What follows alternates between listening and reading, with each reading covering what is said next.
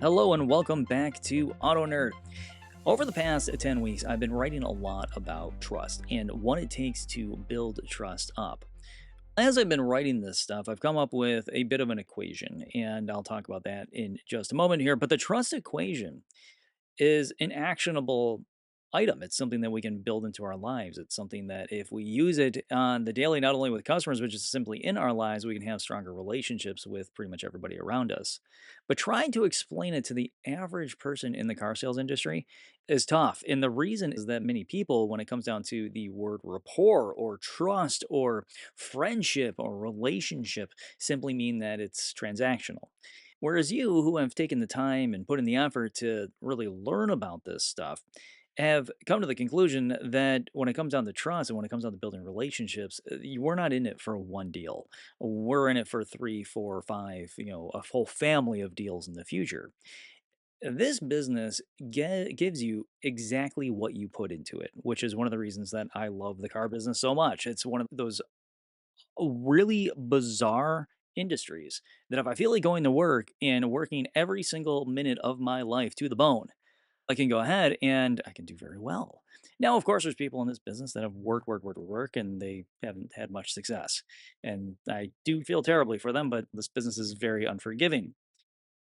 But try to explain the trust equation to somebody that has been in this business bruised and battered forever, that has just heard the same thing over and over again about buyers being liars and how how you shouldn't trust people and how using your inspiration and imagination is just something that you shouldn't do. When humans come in and they want to buy vehicles, they want to buy them from other humans. That or the Tesla bot or whatever robot is going to become very popular very quickly.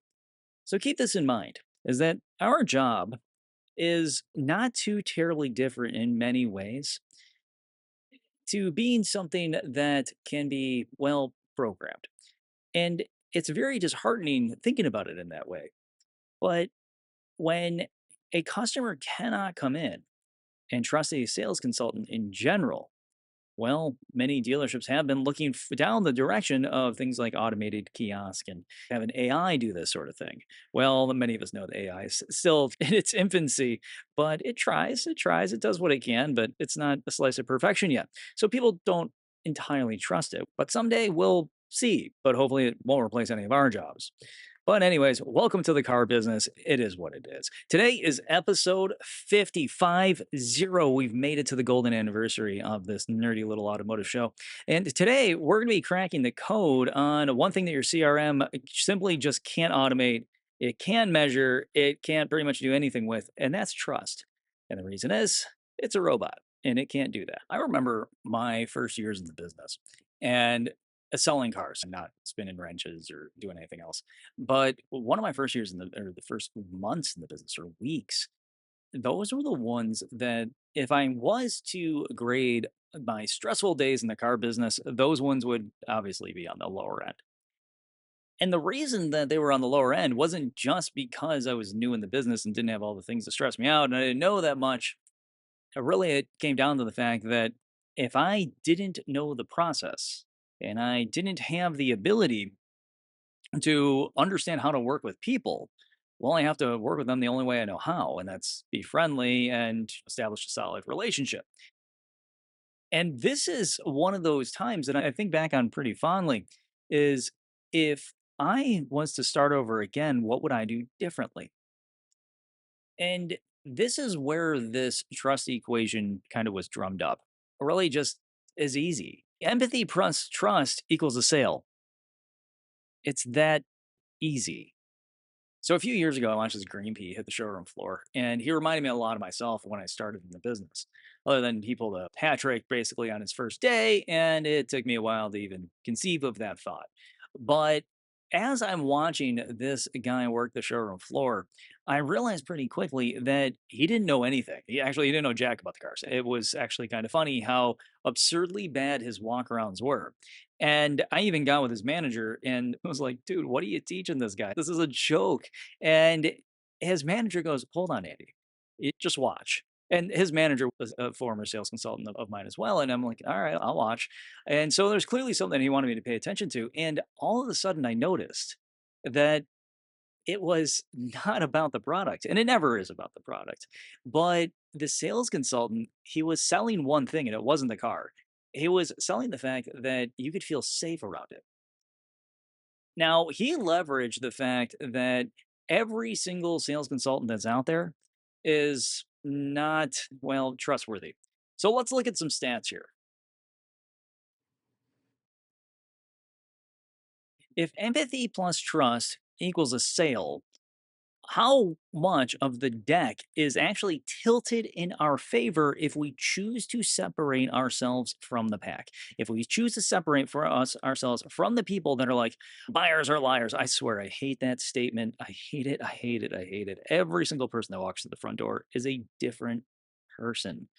They have different things that they want, and they don't lie to us all the time, right? So we can't go ahead and carry that flag. And if you put that flag down and you let that off your back, if you put down the grind of the stress that comes along with it, and you simply refocus a little bit and take on this whole empathy plus trust equals sold equation.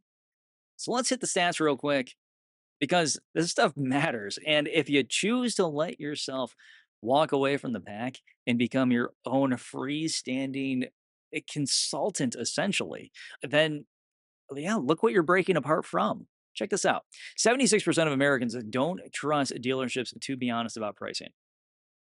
I, that's it's terrible. 76% of people have just gone up and said, you know what, working with one price brands, dealers, dealer bodies, what have you, is just fine because working with a sales consultant is so much more difficult. Cool, cool. I like that statistic simply because if I know what people hate about those individuals, then I can just back myself out a little bit. All right, here's the next one. 95% of customers stay loyal to brands they trust. Now, the brand that they trust isn't necessarily the car brand. It's not the dealership. It's you. 95% of customers are loyal to you. This is one of those areas that I hope my mother's listening is that when I work strictly with particular brands, what tends to happen is my mother still goes out and buys a Toyota. And it doesn't matter. I could be doing Toyota work. I could be doing Honda work. I could be doing Kia work. It doesn't matter. And she still goes out and she buys that brand. And the reason is because she's sold not on the Toyota brand, she is sold on the sales consultant that she buys it from. And the reason for this is that he separated himself out from the 76% of the dealerships that people don't want to talk to. Now, check this out 61% recommend brands they believe in. Holy smokes. Are you serious? So something I've been finding myself saying an awful lot lately is that if you walk into a dealership and the consultant or manager, whoever, instantly gives you a stupid discount on the car, just absolutely ridiculous discount on the vehicle, and you buy it. But the people are just super jerks. You don't want to deal with them ever again. If once you left the dealership, you will be happy to get the survey and give them 1 star kind of people. In that particular situation, 95% of customers stay loyal to the brands they trust. Now, we could go ahead and sugarcoat that and say, hey, OEMs and 95% of your customers stay with you as long as they trust you. Um, no, that's not what the statistic means here. Actually, the statistic itself states that you are your own brand. And being your own brand means that you have to own it. And if you're not owning who you are and you don't have a backbone when you hit that showroom floor, customer's not going to trust you. Having confidence is a big thing that rolls into this. Now check this one out. 61% of people will recommend the brands that they believe in. Now we do this all the time when it comes to your shoes, your glasses, your cars, whatever it might be. If you like it, you go ahead and you put it out there to your friends and family. If you like it, you simply go ahead and you recommend it. Now, something that I've been saying an awful lot that just seems to be my mantra as of late is a cute little example is that, hey, you know what? If I go ahead and I give you an absolutely stupid discount on a car, right? You come into me and I give you, let's say, $10,000 off, whatever it might be. And you feel that you got a absolutely stupid deal on the car. You just could not pass it up. But everybody in the dealership, including myself, were just jerks to you. I would not ever think in my wildest dreams that you would go ahead and send somebody to me. Actually, I would think that you'd receive the survey and burn me on it. But people do not send people back simply due to monetary bonuses. If you have a job and let's say you're at your dealership and you're already not liking that much, and they send you a big fat spiff, it's not going to make you stay. If the people are pure jerks, you're not going to want to be around them. So now you're going to go ahead, you're going to go somewhere else, or you're going to find somewhere that you actually enjoy being, even if it costs less. You see, the golden rule of business is that we do business with people we know, we like, and we trust. Well, if 76% of dealerships aren't liked and 95% of customers stay loyal to the brand that they believe in, and the brand is actually you, well, here's a nail in the coffin. Sales reps with higher empathy outperform low EQ reps by 15%. Wait, hold on. 15%? It doesn't sound like much. No, I have an absolutely stupidly high statistic I'm going to give you in just a moment here. And I still am trying to wrap my brain around it. But that little 15% means that your actual closing ratio sees a real life 15% bump if you simply just change yourself and commit to being different. Commit to being a human. Commit to being, I dare say, friendly and approachable. All of a sudden, you'll have people start to come on in, sit down in front of you, and be far more likely to buy a car. So let's stop selling features and start building on feelings, start building on relationships, and start seeing ourselves through the eyes of the customer. Here's the math your desking tool doesn't show you. Actually, trying to put this out and have a computer, even the current renditions of AI put this out are impossible. And this is the part that they're all missing is that empathy is the spark. Empathy is that little bit of inspiration, whereas trust is going to be the fuel. The customer, they're going to be the ignition key here. So, when it comes to empathy, empathy means that listening, caring, asking a lot of questions, smart questions along the way, and those why questions. And watch also because there is going to be a tool drop here really soon about why questions and how to ask them in ways that don't offend people. Thank you for the person that reached out for me on that. But empathy means, again, that you are willing to look at the world through the customer's lens. Whereas with trust, it's simply following through. And that's admitting what you don't know and then showing up to deliver the answers, showing up at delivery to deliver the smiles, the showing up to show the customer a vehicle so they don't feel the need to have to negotiate to build up that value. So if you want to be in the top of the sales board, it's not tough. You just need to start at the bottom of Maslow's pyramid. You got to have safety, you got to have belonging, and you got to have respect. And you're going to walk right up that pyramid without much of a problem, be up at the top of it. Because when somebody sees that you care and that you are listening and that they are being heard, they're more willing to put themselves out there and start to trust you.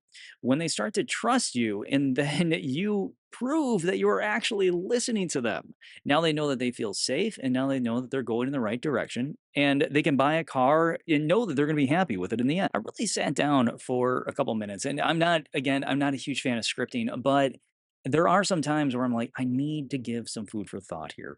And so here's three one liners that can help you just get trust kicked off. Because occasionally we do need that little saying to help us around. Hey, just so I'm clear, what's most important to you on your next vehicle?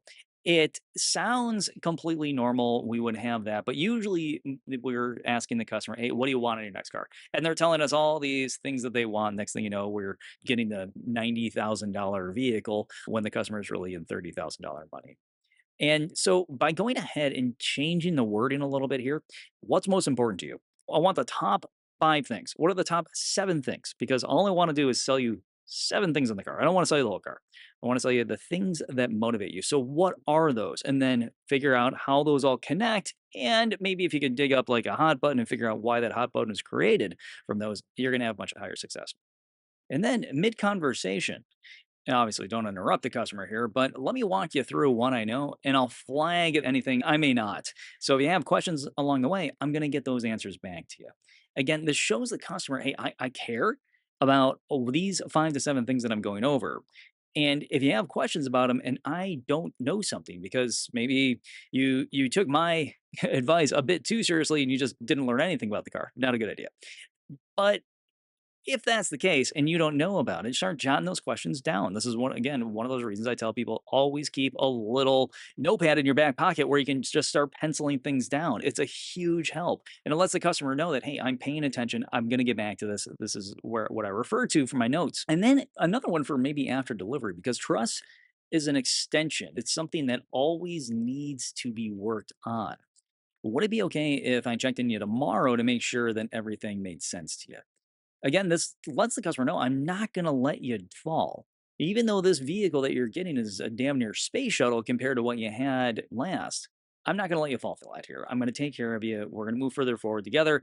And if I need to do a redelivery, I'll do a redelivery. But in this business, you do not need a silver tongue. You just need to be able to show humans that you're still actually a human and you're not that mindless person that was put into a position simply to fill the role of being able to retail a few cars here and there. No, that's not what we do. We're people that build these relationships for the goal of getting that individual to have us be the person that they rely on.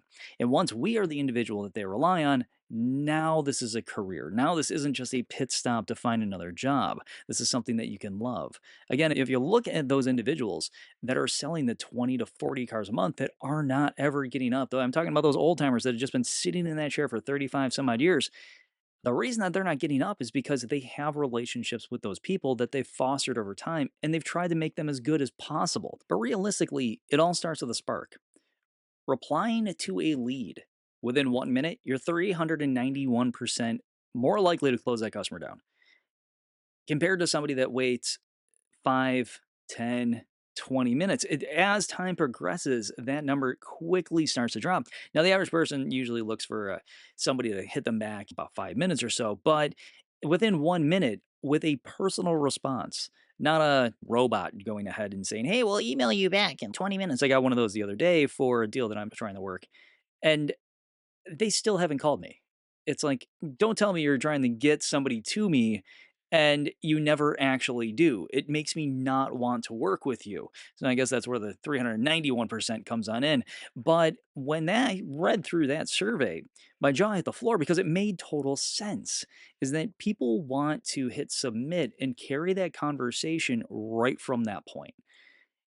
In a world where everybody seems to experience some form of mild ADHD, when you hit that submit button, you are on to the next thought. You're on to the next car. You've partially forgotten or completely forgotten within the next 10 seconds that you submitted that inquiry to that particular store. So we have to get on this. It's not something that we can just simply say, no, we're going to kick that one down the road. So hit those customers up pretty quickly. Now, consultants who talk less than 45% of the time have higher win ratios. Now, these wins or closing rate, it's true. I've been in the position of being the resident know it all at a store and knowing absolutely everything about every car that's there. I love automobiles. So when I was on the showroom floor, I was a bit of a know it all. And I'm sure the people that I talk to, if they are listening to this, they're laughing right now because it's the truth. Is if you had a question about the product, I had no problem going ahead and answering it. But the problem with this is that I would talk all the time. Somebody would and ask me a question about the engine, I would tell them how the engine was built and the torque specs on it. You can't go that far. If somebody asks a question, they're looking for something easy. They're not looking for you to monologue. But built into every single human being is the ability for them to trust simply based on their ability to speak to you. That's a very odd thing is if I could go ahead and get somebody speaking, all of a sudden trust is being built. And so every single human being that walks this planet, that's the behavior. And so if you sit down at a bar and you want to go ahead and crack up a conversation with the person next to you, get them talking about themselves. It's not that difficult. You see people doing this all the time. Many of us will go ahead and sit down at a bar and the person next to us will start talking to us and we're just like, dude, stop. It's just so annoying. But the funny part about that is that when you connect with that individual and you can get them talking about things that you're actually interested in or things that interest them rather, then all of a sudden they start to trust you, even if you don't like that particular topic. But 1 in 3 customers leave forever after one bad experience. There's just no getting them back. So if I don't respond to an email that has an absolutely ridiculously high closing rate with an actual human responding, not a computer, my closing rates go up. If I go ahead and I make sure that I'm talking less, my rule of thumb on this was so you had the 80-20 rule, 80% listen, 20% talk.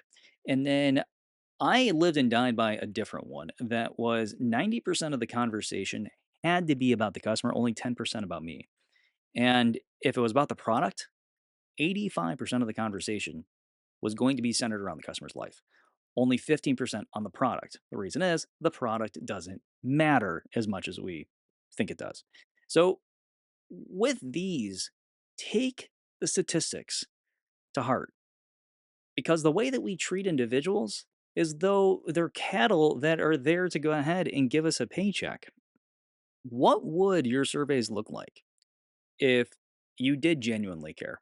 If you genuinely wanted to spend time with the customer, if you wanted to go ahead and make it fun day in and day out, by blowing people off, this gets them to just say, hey, you know what? The screw you, I'm out of here.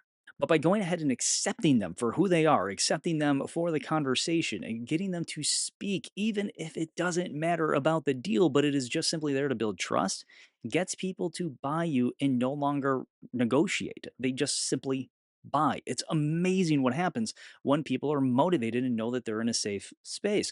But every guest that you bump into is a test. You have to pass this with kindness. Kindness is the biggest razor that we have to take down anxiety, to take down somebody's stress, to make them feel comfortable, to make them trust us. And so lead with kindness every single day. I know for some people that when it comes to kindness, we've been damaged a lot in this business by having customers who are just complete jackasses walking through the front door, by having some people that come in and just terrorize us for no good reason. No dealership is perfect, and no society is perfect. These people just exist. But by leading with kindness, all of a sudden you'll find that these people that seem to just be tire kickers can still buy. And that's really where the fun motivating part comes in.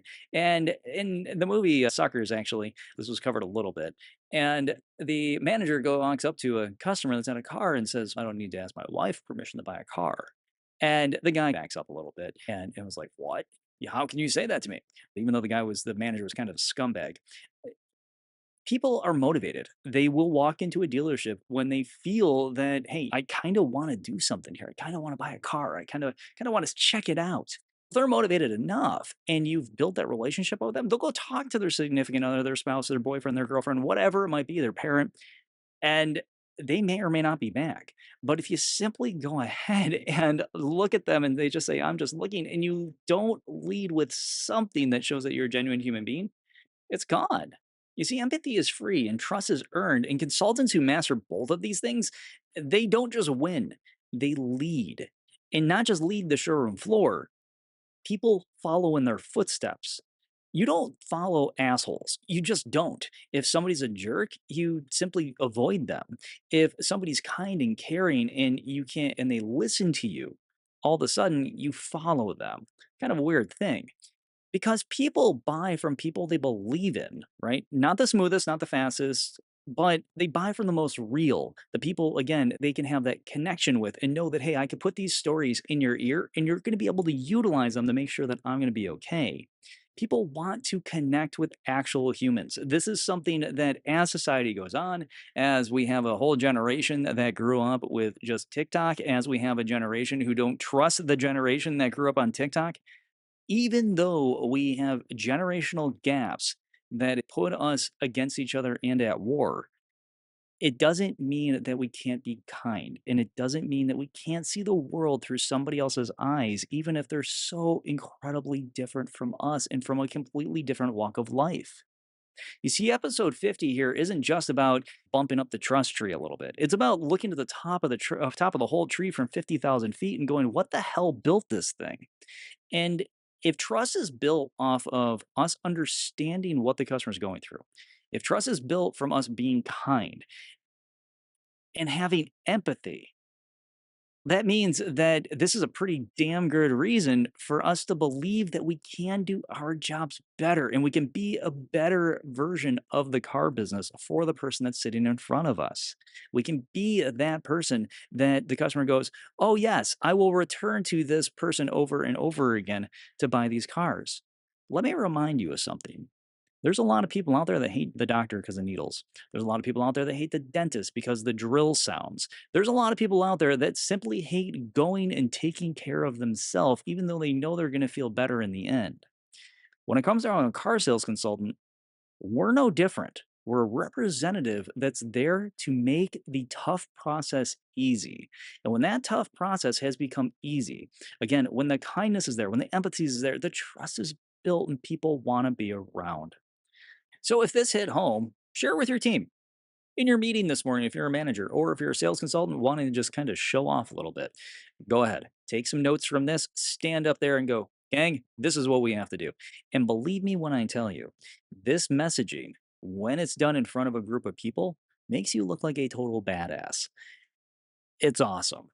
You look more responsible. And then when you perform it, it looks like magic. And all of a sudden, people start to pay attention to the person that is putting big marks on the board and also carrying a profit. Kind of a weird combination there, isn't it?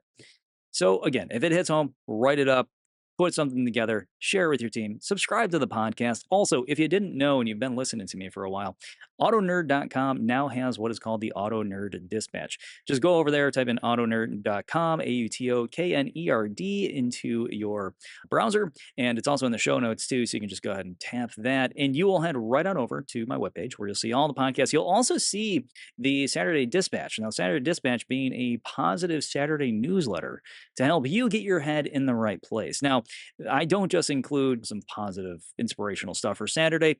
I talk about a little bit about this week's podcast, go in depth on that. Next week's podcast, we talk a little bit about that. And then in addition, I also throw on in there my little fun automotive nerdy history bit. I love automotive history. So always something fun and funky and different that I may have found over the past week. And I get some information from some of you when you reply as to, hey, dude, make a tweak here, make a tweak there. Or maybe you reach out to me with, I have a couple questions about a past podcast. Can you please explain further? And I'm very receptive. I try to help as much as I can. And that is all for this week. Auto Nerd out. I will see you next Thursday.